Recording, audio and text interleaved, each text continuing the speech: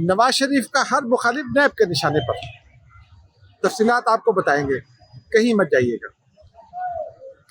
FIA cipher के मामले में कामयाब ना हो सका, क्या मामला है, कहाँ कामयाबी नहीं मिली, ये आपको बताएंगे। बैंक में 5 लाख रुपए से जायद रकम रखने वाले सार्फिन होशियार हो जाए, उनकी रकम महफूज नहीं, किसने कहा, इसकी तफसीलात बताएंगे। और फिर सबसे आखिर में सफारती महाज से जुड़ी एक बड़ी खबर। नाज़रीन, अब आते हैं तफसीलात की जानिब। रनडाउन आपने सुन लिया, मैं हूँ एजाज अहमद और आप मेरा व्लॉग देख रहे हैं। नाज़रीन, आज नैब ने मजीद नोटिस जारी कर दिए हैं। आज रेंटल पावर केस में साबिक वज़ीर आज़म और स्पीकर कौमी असम्बली राजा परवेज़ अशरफ को नोटिस जारी कर दिया है। वो पाकिस्तान पीपल्स पार्टी के ओहदेदार भी हैं, पंजाब की सदारत उनके पास है, स्पीकर भी हैं, और उन्होंने बड़ी खुश उसलूबी से ऐवान भी जो है वो चलाया। लेकिन अब पिछले कुछ अर्से से पीपल्स पार्टी नून लीग मुखालिफ हो चुकी, वो इत्तेहाद जो है जो माजी में दिखता था वो ख्वाबो ख्याल हो गया। उनके अलावा शाहिद खाकान अब्बासी को भी नोटिस जारी हुआ है नैब की जानिब से, उन्हें LNG रेफरेंस में तलब किया गया है। शाहिद खाकान अब्बासी गुज़िश्ता रोज़ ही नवाज शरीफ साहब से मिले और उन्हें भी ना हो गई। मेरे ज़राए ये कहते हैं कि शाहिद खाकान अब्बासी नून लीग छोड़ना नहीं चाहते, लेकिन नवाज शरीफ को उनकी आज़ाद रवश भी पसंद नहीं। उनको ना हुई, आज उनको नोटिस हो गया।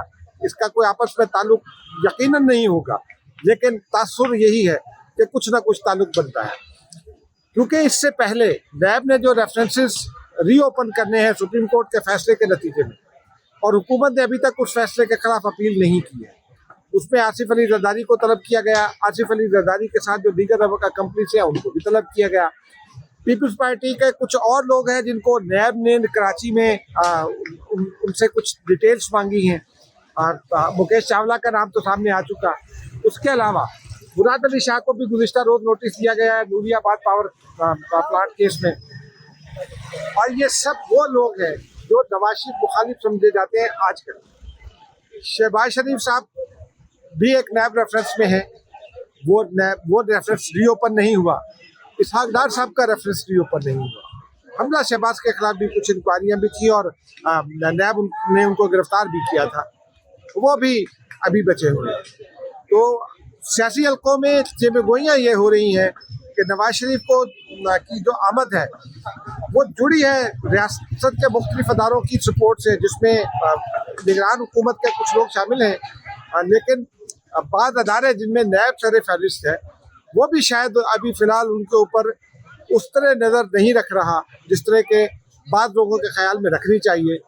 अच्छा है अगर सियासी इस्तेहकाम आएगा, लेकिन ये सियासी इस्तेहकाम पीपल्स पार्टी के एक दोस्त के बकौल सबके के साथ मिलकर ही पैदा हो सकता है। वो क़ुव्वतें, वो सियासी क़ुव्वतें जो 2 माह पहले तक हुकूमत में थी और मिलकर जो है वो चीज़ों को आगे बढ़ा रही थी। बहरहाल अब आगे चलते हैं नाज़रीन, देखते हैं इस पर क्या होता है। FIA ने, आपको याद है, चंद रोज़ पहले एक दरख्वास्त दायर की थी इस्लामाबाद हाई कोर्ट में कि साइफर मामला है, उसमें जो अपील का केस है इमरान खान का, जो दरख्वास्त जमानत है उसको बंद कमरे में सुना जाए, इन कैमरा किया जाए। उस वक्त भी chief justice Islamabad high court Aamir Farooq साहब ने कहा था कि आज का ओपननेस का दौर है और मैंने तो कभी इस किस्म के फैसले किए नहीं हैं, और प्रेसिडेंट्स बताई जाए, आला अदलिया के फैसले बताए जाए। आज उन्होंने, और उस रोज़ उन्होंने फैसला महफूज कर लिया था, आज वो फैसला सुना दिया। FIA की दरख्वास्त को मुस्तरद कर दिया गया। ताहम FIA इस हद तक कामयाब रही कि chief justice Islamabad high court ने अपने ऑर्डर में ये भी लिख दिया है कि जो हसास मालूमात FIA फराहम करेगी वो पेश की इतला देने पर उसको उस सेक्शन को जो केस की समाअत का वो हिस्सा होगा उसको इन कैमरा किया जा सकता है। अब देखें आगे चलकर क्या होता है, FIA कितनी मालूमात देती है, ये भी अब आगे चलकर पता चलेगा। लेकिन अहम बात यह है कि 2 अहम तरीन जो साबिक सेक्रेटरी खारजा है वो अब साइफर केस में इमरान खान के खिलाफ गवाह भी हैं। उनमें एक साबिक सेक्रेटरी, हाल ही में रिटायर होने वाले असद मजीद भी शामिल हैं, और उनसे पहले रिटायर होने वाले सुहेल महमूद साहब भी शामिल हैं। अब नाज़रीन आगे बढ़ते हैं। आज सेनेट की कायमा कमेटी बराए खजाना का इजलास हुआ, सलीम मांडवी वाला की सदारत से हुआ। इजलास में एक तो पोलिटिकली एक्सपोज लोगों के अकाउंट्स के हवाले से मसाइल थे, उस पर बहुत लंबी बहस हुई जो मेरे और आपके काम की नहीं है। डिप्टी गवर्नर स्टेट बैंक को इनवाइट किया गया था। डिप्टी गवर्नर स्टेट बैंक ने बैंकों के हवाले से कुछ मालूमात फराहम की, होशरुबा मालूमात। उन्होंने ये बताया कि जो बैंक में अकाउंट आप खोलते हैं 5 लाख रुपए तक की रकम जो है वो जो स्टेट बैंक का एक जेली अदारा है वो उस कानून में वो कवर होता है। 5 लाख रुपए तक की रकम जो है उसको कानूनी तहफ़्फ़ुज़ हासिल है। वो अगर रकम कोई भी इशू होता है तो वो रकम महफूज है, यानी जिस सारिफ के अकाउंट में 5 लाख रुपए हैं वो रकम महफूज है। उन्होंने ये भी बताया कि वो सारिफ जिनकी रकम 5 लाख से ऊपर है उनकी रकूम को कानूनी तहफ़्फ़ुज़ हासिल नहीं, यानी वो जो स्टेट बैंक का जो है बैंकिंग प्रोटेक्शन का जो अदारा है वो भी उसको कवर नहीं करता। अगर बैंक डूब जाए, अगर बैंक दिवालिया हो जाए, बैंक की परफॉर्मेंस ठीक ना हो, बैंक बंद हो जाए या कोई फ्रॉड कर जाए, तो 5 लाख रुपए से ऊपर जो रकम रखने वाले लोग हैं उनको कोई कानूनी तहफ़्फ़ुज़ हासिल नहीं है, उनको अदालतों का रास्ता इख्तियार करना पड़ेगा। ये भी आपको बताते चले कि पाकिस्तान में जो इस वक्त जो अकाउंट्स हैं उनकी जितनी भी तादाद है उन अकाउंट का जो 6% हिस्सा है उनमें रकूम जो है वो 5 लाख रुपए से ऊपर है। बज़ाहिर वो 6% है लेकिन वो रकूम बहुत ज़्यादा है, वो अरबों रुपए में है। हमने ये भी देखा है कि पाकिस्तान के बैंकिंग के निज़ाम पर लोगों का अदम इत्मीनान किस कदर है, या टैक्स निज़ाम पर, क्योंकि टैक्स चोरी के लिए लोगों ने घरों में सेफ बनाकर उसमें रकूम रखी हुई है। एक छापा रावलपिंडी में पड़ा था, उसके हवाले से भी कुछ होशरुबा तफसीलात है, वो आपको आगे चलकर बताएंगे। नाज़रीन, अब आते हैं गुज़िश्ता रोज़ एक फ़ैसला जो हुआ है अफ़गान नेशनल्स और ख़ास तौर पर गैर कानूनी अफ़गान नेशनल्स हैं उनके हवाले से भी, और जो दीगर ममालिक के गैर कानूनी लोग हैं उनको डेडलाइन के हवाले से कि वो 31 अक्टूबर तक पाकिस्तान छोड़ दें, वरना 1 नवंबर से उनके खिलाफ ऑपरेशन शुरू हो जाएगा। 27 रोज उनके पास अब मौजूद है। इस पर अफगानिस्तान का रिएक्शन बड़ा शदीद आया है। ज़बीहुल्लाह मुजाहिद और अफगान वज़ीर ख़ारजा अब्दुल्ला मुत्तकी का रिएक्शन सामने आया है और वो ये कहते हैं कि अफगानिस्तान के जो पनाह गुज़ीन है ये जब अपनी मर्जी से वापस रीसेटल होने के लिए जाए तो फिर इनको कुछ का वापस जाने दिया जाए, इनको तंग ना किया जाए। वो कहते हैं कि हम इसका बड़ा सीरियस नोटिस लेंगे, लेकिन वो ये भूल गए हैं कि पाकिस्तान का जो फैसला है वो उन गैर कानूनी अफगानों की जानिब है जो अफगानिस्तान के जो लोग हैं वो उनके बारे में बात कर रहा हूँ कि वो उन लोगों के बारे में जो गैर कानूनी तौर पर मुकीम है, जिनके वीज़े एक्सपायर हो चुके हैं या वो उनके पास ट्रैवल डॉक्यूमेंट्स नहीं है, उनके पास पनाह गुज़ीनों के डॉक्यूमेंट्स नहीं है और वो पाकिस्तान में दहशतगर्दी का सबब बन रहे हैं, दहशतगर्दों के सहूलतकार बन रहे हैं। हाल ही में चित्राल का वाक़या भी सामने आया था जिसमें 200 लोग जो है उन्होंने 1700 लोगों का वो एक जो हमले की कोशिश थी, 200 लोग अफगानिस्तान का था, हमने गिरफ्तार किया लेकिन उनकी लिस्टें फराहम नहीं की। अफगानिस्तान में एक वजह तालिबान की परेशानी की जो समझ में आती है वो ये भी है कि तालिबान जो है वो उनकी अक्सरियत जो है लीडरशिप की या उनके कई कारकुन ऐसे हैं जिन्होंने पाकिस्तान में अरब रुपए की गैर कानूनी जायदादें बना रखी हैं। वो जायदादें भी कुर्क होनी है, अगर उनके दस्तावेजात जो है वो कानूनी नहीं है तो वो जायदादें कुर्क होंगी। ये परेशानी अफगानिस्तान को लाहक है। लेकिन इसमें एक और मामला भी है नाज़रीन, अफगानिस्तान की यह कोशिश हो रही है कि दाइश और पाकिस्तान का गठजोड़ साबित किया जाए ताकि अमेरिका को ये बताया जा सके कि वो अच्छे बच्चे हैं। और ये तो खैर अभी कामयाबी होती है या नहीं, लेकिन जो दीगर लोग हैं पाकिस्तान में वो हमने कल भी बात की थी, उस पर बात करना ज़्यादा मुनासिब नहीं है। लेकिन इस हवाले से एक बड़ी डेवलपमेंट, जो 2 बड़ी डेवलपमेंट्स हैं वो ये हैं कि ये फैसला पाकिस्तान मजबूर हुआ लेने पर। पाकिस्तान में जनवरी से लेकर अब तक 24 बड़े दहशतगर्द हमले हुए हैं जिसमें सैकड़ों जाने ज़ाये हुई हैं। उनमें जोब में हमला हुआ था, कैंटोनमेंट पर हमला हुआ था बलूचिस्तान में, एक हमला जोब में कैंटोनमेंट पर हुआ था, एक और जगह पर हुआ, फिर पेशावर में मस्जिद पर हमला हुआ, पुलिस लाइन की मस्जिद पर। इन तमाम में अफगान नेशनल्स मुलव्वस पाए गए, वो अफगान नेशनल्स जो PDP का साथ दे रहे हैं।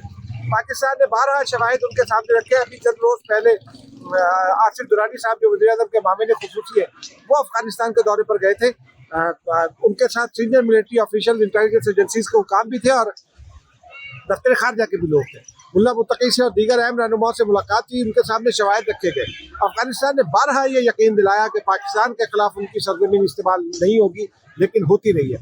फिर इससे बढ़कर एक और बात ये हुई कि चीन ने भी अफगानिस्तान में इन्वेस्टमेंट की, तालिबान को को समझाने की कोशिश की और बड़ी हद तक वो कामयाब भी रहा समझाने के, लेकिन तालिबान की जानिब से वो मस्बत रद्द-ए-अमल अभी तक चाइना को नहीं मिला जिसकी के ज़रूरत थी। ये एक तो यह हुआ। दूसरा ये हुआ कि अफगानिस्तान में तालिबान जो है, तालिबान की जो गवर्नमेंट है, उन्होंने अभी हाल ही में जो सफारत खाना बंद हुआ उसकी कहानी आपको अलग से बताएंगे, लेकिन उस मामले में सफारत खाना हालांकि साबिक हुकूमत का था, इंडिया उसको फैसिलिटेट कर रहा था, लेकिन तालिबान ने इंडिया को फैसिलिटेट कर लिया है कई चीज़ों की रीबिल्डिंग में। पाकिस्तान को इसके ऊपर कंसर्न है क्योंकि कदार में उनकी मौजूदगी, नगरहार में उनकी मौजूदगी है, जलालाबाद में उनकी मौजूदगी इंडिया की, वो पाकिस्तान को कंसर्न करती है। वज़ीर दाखिला जो है सरफराज मुफ्ती साहब चंद रोज़ पहले चीन का दौरा करके आए हैं। मेरी इतला ये है कि उन्होंने चीनी क़यादत को एतमाद में लिया अफगानिस्तान के हवाले से इन फैसलों से पहले, और फिर ये गुज़िश्ता रोज़ फैसला हुआ। इस फैसले के सामने आते ही एक और बड़ी डेवलपमेंट ये हुई कि जनरल लॉयड ऑस्टिन है अमरीकी वज़ीर दिफा, उनकी और जनरल आसिम मुनीर की गुफ्तगू हुई। अमरीकी पेंटागन ने इस पर एक बहुत मुख्तसर सा ब्रीफ सा वो जारी किया है, एलामिया इसका, लेकिन उसमें यह बताया गया है कि रीजनल सिचुएशन और मुख्तलिफ चीज़ें जो है बाहमी दिलचस्पी के उमूर पर बातचीत हुई। अमरीकी हुकाम, अमरीकी सफारत खाने में से बात सोर्सेज ने बताया कि जो ये गुज़िश्ता रोज़ का एपेक्स कमेटी का फैसला है ख़ासतौर पर अफगान नेशनल्स को निकालने का, उस पर भी बातचीत हुई। इस ओवरऑल फैसले के हवाले से कुछ तहफ़्फ़ुज़ात उन्होंने कन्वे किया, लेकिन जनरल आसिम मुनीर के बारे में ये बताया जाता है कि उन्होंने न सिर्फ कन्वे किया बल्कि कायल किया जनरल लॉयड ऑस्टिन को इस फैसले की अहमियत के हवाले से।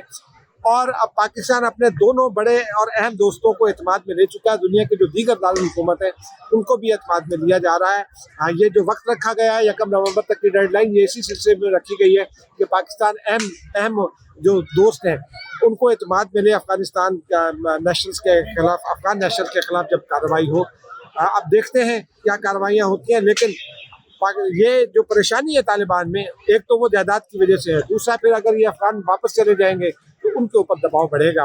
और तालिबान का पाकिस्तान दुनिया में वाहिद वकील रहा है। पाकिस्तानी हुकूमत ने पिछले 2 साल में जब से तालिबान ने इक़्तिदार संभाला, गैर कानूनी हुकूमत थी, लेकिन पाकिस्तान उनका केस लड़ता रहा। पाकिस्तान उनसे मायूस हो गया और पाकिस्तान मायूस होने के बाद ही अफगानिस्तान के सामने सीधा हुआ है। गो के सफारती महाज पर यह बड़ी एक टेंशन की बात है, बड़ी कशीदगी, इस तरह की कशीदगी जो है परेशानी की बात भी है। कुछ दोस्त दरमियान में हो सकता है पड़े, लेकिन पाकिस्तान इस पर मजबूर हुआ सिर्फ अफगान तालिबान की पॉलिसी की वजह से। नाज़रीन, मुझे इजाज़त दीजिए, कल किसी और वीडियो के साथ मिलेंगे।